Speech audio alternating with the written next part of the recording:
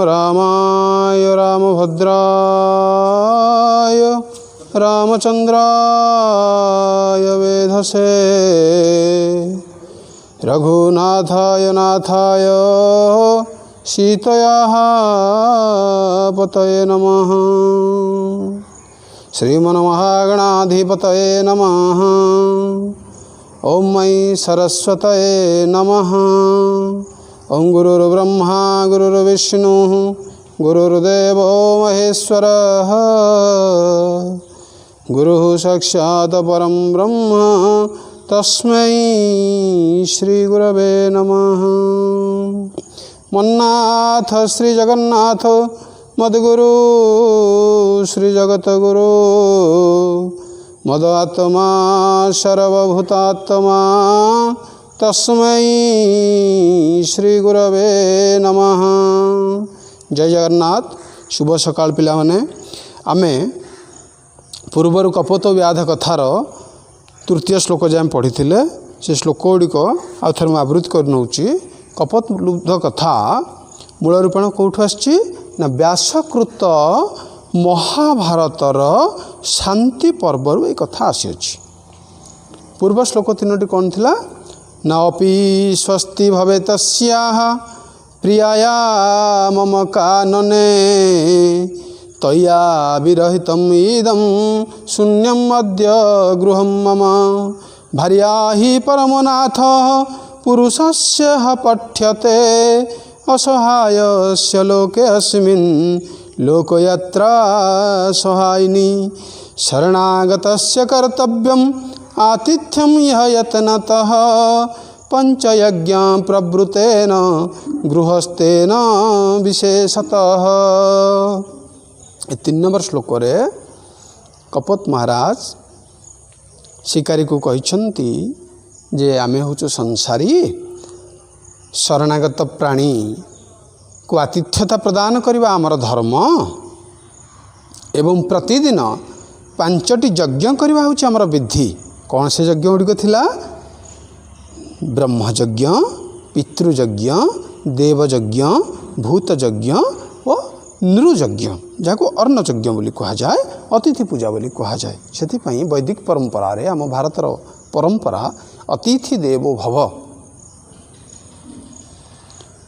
आज आम पढ़िबा कपोत कर वचन शुणी सारिला परे शिकारीर प्रतिक्रिया कौन अच्छी। जेतेबेले कपोत महाराज शिकारीर सत्कार करने जाई कहिछंती जे शरणागतस्य कर्तव्यम् आतिथ्यं यः यत्नतः पंचयज्ञ प्रवृतेन गृहस्थेन विशेषतः विस्त्रब्धं ब्रूहि किं करिष्यामि। हे शिकारी बिना द्विधारे निर्भय कुह मु तुमर की सेवा करी। आमे गृहस्थ आमर धर्म है अतिथि सेवा एवं प्रत्यह पंचयज्ञ करवा गृहस्थर विधि। तापर शिकारी कौन कहूची व्याधः उवाच शीतार्तो अस्मि हिमत्राणम विधीयताम। शिकारीटी कहूची जे मु शीतरे आतुर मु शीतरे कातर शीतर रक्षा पाइबार व्यवस्था कर। हिमत्राणम विधीयताम शीतार्तो अस्मि आदेश दूची जे मु शीतरे कातर अग्निर बंदोबस्त करा जाऊ। एवं श्रुत्वा यह शुणी सारिला परे स कपोत से कपोत कौन कले ना पर्णानि भूतले आश्चर्य कर्मार गृहात् अग्निम गृहीत्वा आगमत। कौन कले ना शुष्क सुखिला पत्र गुड़ी को भूमि उपर एकाठी करी पर्णानि भूतले आश्चर्य कर्मार गृहात् अग्निम गृहीत्वा आगमत। कौन कले ना कमार घर जाई अग्नि नहीं आसिले। तापर कौन कले ना शुष्केशु पत्रेशु अग्निम योजया मास। सुखिला पत्र रे अग्नि संयोग कले। कौन कले ନା ଶୁଷ୍କେଷୁ ପତ୍ରେଷୁ ଅଗ୍ନିମ୍ ಯೋಜಯಾಮಾସ। ଶୁଖିଲା ପତ୍ରରେ କପୋତ ମହାରାଜ ଅଗ୍ନି ସଂଯୋଗ କରିଦେଉଛନ୍ତି। କ'ଣ ପାଇଁ? ନା ଅତିଥି ସେବା ପାଇଁ, ଅତିଥିଙ୍କର ଆବଶ୍ୟକତା ପୂରଣ କରିବା ପାଇଁ। ଏଇ ହେଉଛି ଭାରତର ପରମ୍ପରା, ବୈଶିଷ୍ଟ୍ୟ, ବୈଦିକ ପରମ୍ପରା ପିଲେମାନେ। ଅକୁତ ଭୟ ବ୍ୟାଧ ଆତ୍ମାନଂ ତାପୟିତ୍ୱା ପ୍ରକୃତିସ୍ଥ ସଂଜାତ।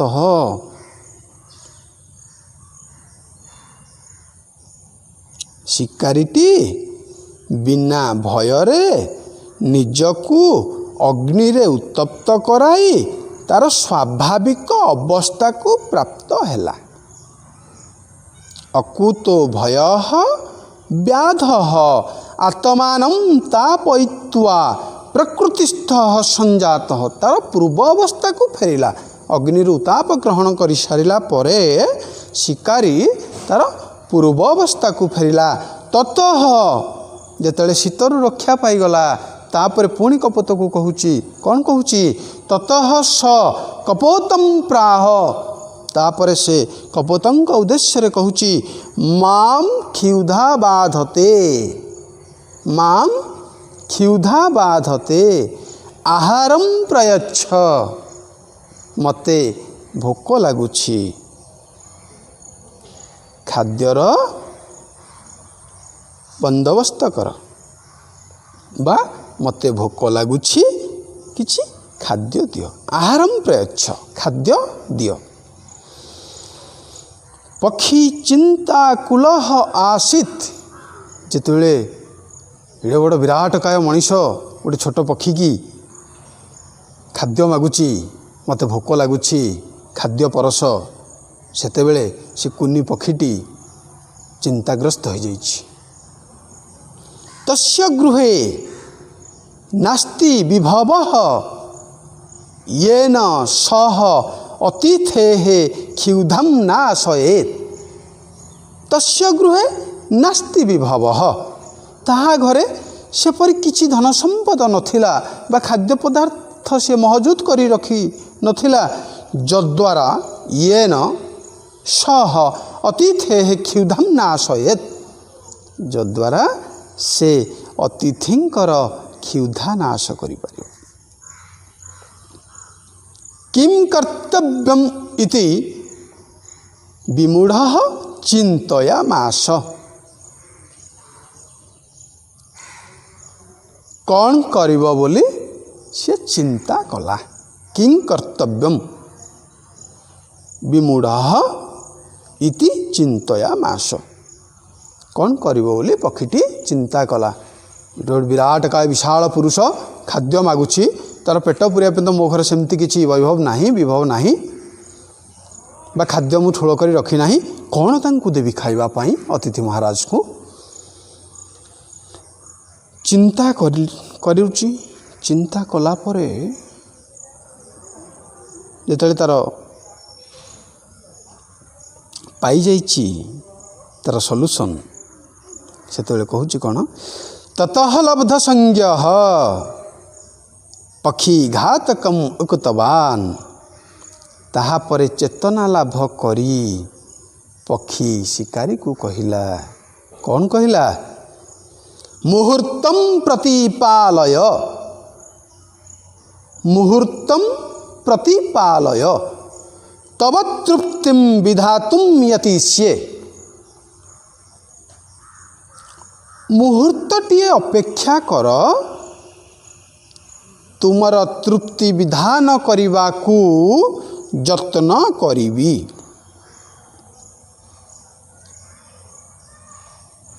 ମୁହୂର୍ତ୍ତଂ ପ୍ରତିପାଲୟ ତବ ତୃପ୍ତିଂ ବିଧାତୁଂ ୟତିଷ୍ୟେ।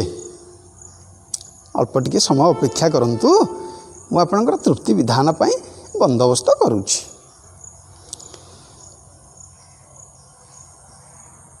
ସତ୍ୟ ପ୍ରତିଜ୍ଞ ସପକ୍ଷୀ, ସତ୍ୟନିଷ୍ଠ ସେହି ପକ୍ଷୀଟି ତାପରେ କ'ଣ କଲା?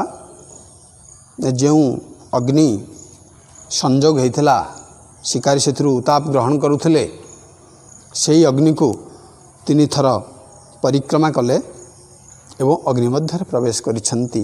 काहेकि कले ना तांको पाखे तो सेमती किसी विभव नथिला, निज शरीरटी थिला। तेणु अग्नि रे झास दवा द्वारा कौन हम,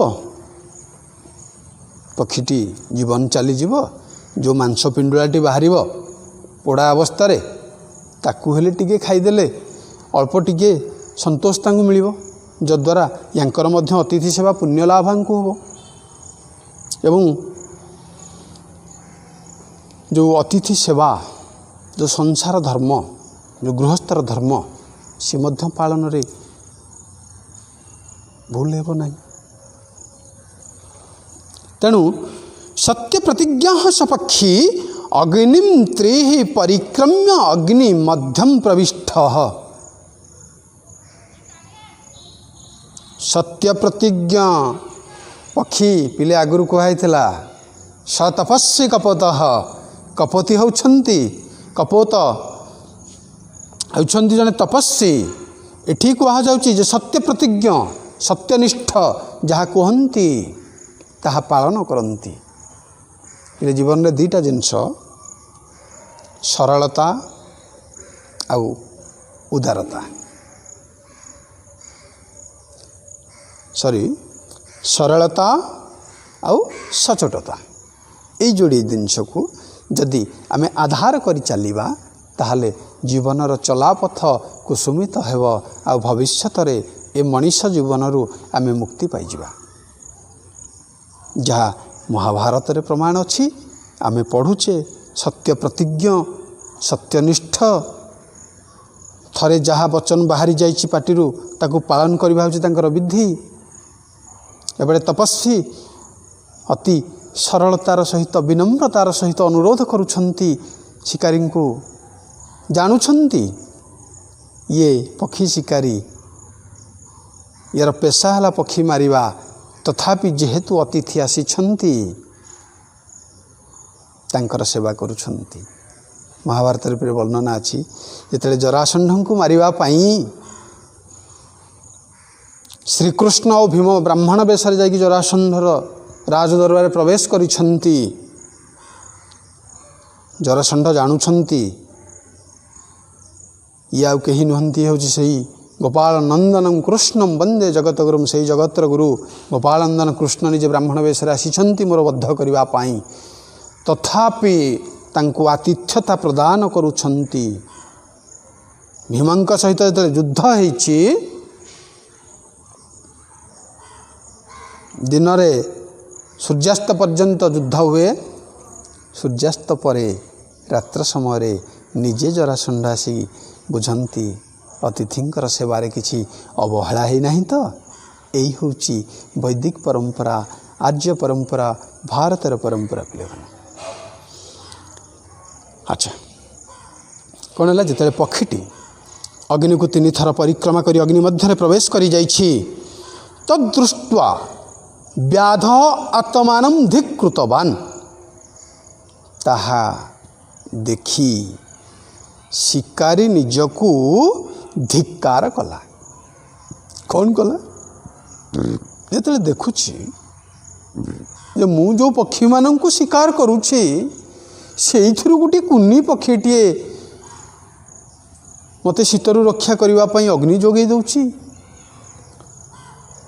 मोर भोक दूर करने, क्षुधा दूर करने निजे अग्नि रे प्रवेश कर जाऊँगी। बड़ विचित्र। ताले मु एडे बड़ विराट काय मनुष्य मो मध्य निष्ठुर भाव कहीं, एत अहम भाव कहीं। या परे से चिंता करुच्ची, निजको धिक्कार करुच्ची। केमती धिक्कार करुच्ची ना मया किम इदम न कृतम, मया किम इदम न कृतम। मुए कौन बा न कली, अर्थात मो द्वारा ये कौन हो गला। नृशंसस्य मम घोरः अधर्मः भविष्यति। नृशंसस्य मम घोरः अधर्मः भविष्यति।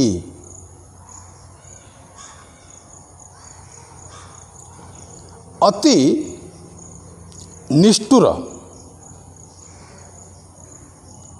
अति निष्ठुरता पाई मोर घोर अधर्म हेब। शिकारीर आत्मचेतना जागृत हो जाइए, तार विवेक ज्ञान उदय होती से समय जो देखला पक्षीटी अग्नि रे प्रवेश करी जाउची तार विवेक ज्ञान होइछि।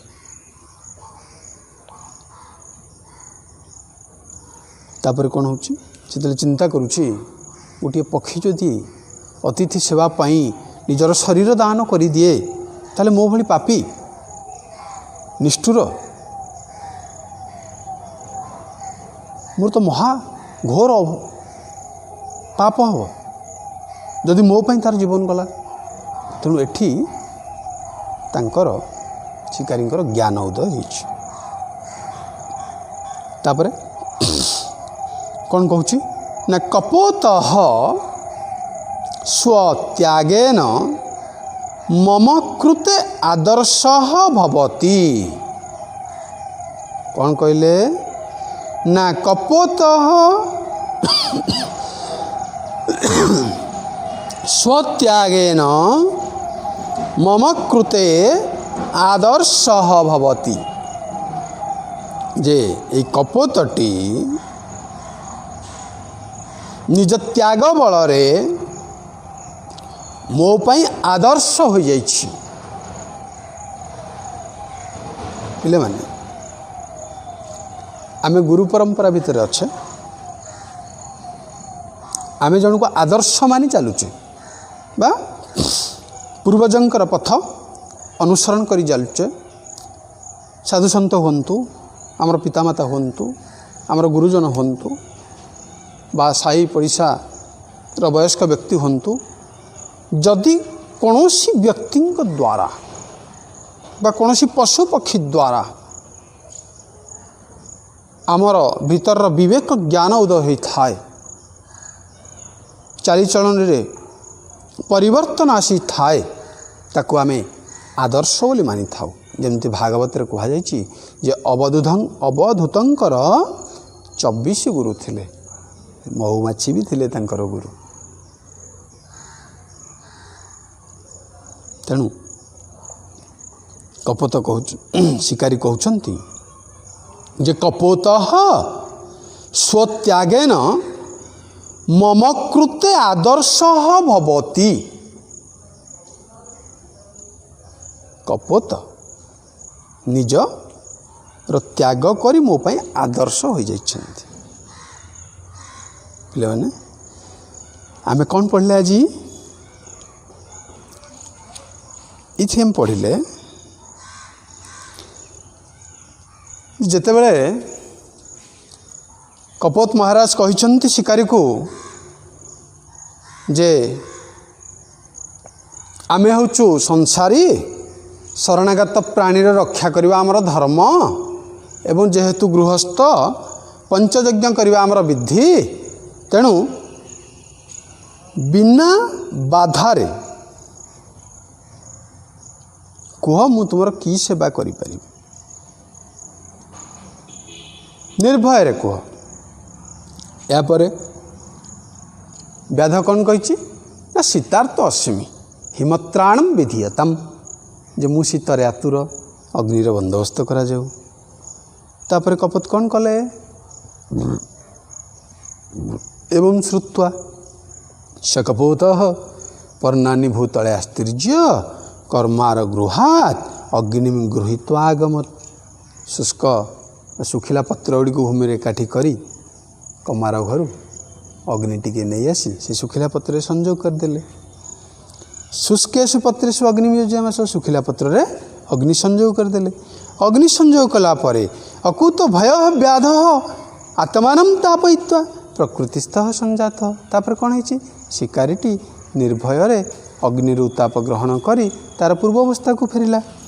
तापर शिकारी कहते कौन माम क्षुधा बाधते आहारम प्रयच्छ, मते भोक लगुच खाद्य दियो। जो खाद्य दियो मागी सेते बेले कपोत महाराज कौन चिंताकुल आसी चिंताग्रस्त हो जाउछंती जे गोटे छोट पक्षीटीए ତା ବସାରେ ସେମିତି କିଛି ବିଭବ ନଥିଲା ଯଦ୍ୱାରା ସେ ଅତିଥିଙ୍କର କ୍ଷୁଧା ନାଶ କରିପାରିବ। ତେଣୁ ଯେତେବେଳେ ଚିନ୍ତା କରୁଛନ୍ତି, ଚିନ୍ତା କରିସାରିଲା ପରେ ଶିକାରୀ ଉଦ୍ଦେଶ୍ୟରେ କ'ଣ କହିଲେ ଯେ ମୁହୂର୍ତ୍ତମ୍ ପ୍ରତିପାଲୟ ତବ ତୃପ୍ତିମ୍ ବିଧାତୁମ୍ ୟତିଷ୍ୟେ। ଅଳ୍ପ ସମୟ ଅପେକ୍ଷା କରନ୍ତୁ, ମୁଁ ଆପଣଙ୍କୁ ତୃପ୍ତି ବିଧାନ କରିବାକୁ ଚେଷ୍ଟା କରୁଛି, ଆପଣଙ୍କୁ ସନ୍ତୋଷ କରିବା ପାଇଁ, ତୃପ୍ତି କରିବା ପାଇଁ ମୁଁ ଚେଷ୍ଟା କରୁଅଛି। ଏହା କହିସାରିଲା ପରେ କ'ଣ କଲେ ନା ସତ୍ୟ ପ୍ରତିଜ୍ଞା ସ ପକ୍ଷୀ ଅଗ୍ନିମ୍ ତ୍ରିହି ପରିକ୍ରମ୍ୟ ଅଗ୍ନି ମଧ୍ୟମ ପ୍ରବିଷ୍ଟ। କ'ଣ କଲେ ନା ଅତିଥି ସେବା ପାଇଁ, ଅତିଥିଙ୍କର ତୃପ୍ତି ବିଧାନ କରିବା ପାଇଁ ଅଗ୍ନିକୁ 3 ଥର ପରିକ୍ରମା କରି ଅଗ୍ନି ମଧ୍ୟରେ ପ୍ରବେଶ କରିଗଲେ। ତତ୍ ଦୃଷ୍ଟ୍ୱା ତାହା ଦେଖି ବ୍ୟାଧ ଆତ୍ମାନଂ ଧିକୃତବାନ୍ ମୟା କିମ୍ ଇଦମ୍ ନ କୃତମ୍। ତାହାକୁ ଦେଖି ଶିକାରୀଟି ନିଜକୁ ଧିକ୍କାର କରିଛି ଏବଂ କହୁଛି ନିଜକୁ ନିଜେ ଯେ ମୋ ଦ୍ୱାରା କ'ଣ ହେଇଗଲା। ନୃଶଂସସ୍ୟ ମମ ଘୋରଃ ଅଧର୍ମଃ ଭବିଷ୍ୟତି। ମୋ ଭଳି ନୃଶଂସର ମହା ପାପ ହେବ, ଘୋର ଧର୍ମ ହେବ। ତାପରେ କ'ଣ କହୁଛନ୍ତି ଯେ କପୋତଃ ସ୍ୱତ୍ୟାଗେନ ମମ କୃତେ ଆଦର୍ଶ ଭବତି। ମୋ ପାଇଁ କପୋତଟି ଆଦର୍ଶ ହୋଇଗଲା। ନିଜର ତ୍ୟାଗ କରି କେମିତି ଶରୀର ଦାନ ଦ୍ୱାରା ଅତିଥି ସେବା କରାଯାଏ ସେ ମୋତେ ଦେଖାଇଦେଲା ଗୋଟେ ଛୋଟ ଜୀବଟି। ତେଣୁ ଏଠିକି ଶିକାରୀ କହୁଛନ୍ତି ଯେ ମୋ ପାଇଁ ଆଦର୍ଶ ହେଉଛି କପୋତ। ଜୟ ଜଗନ୍ନାଥ।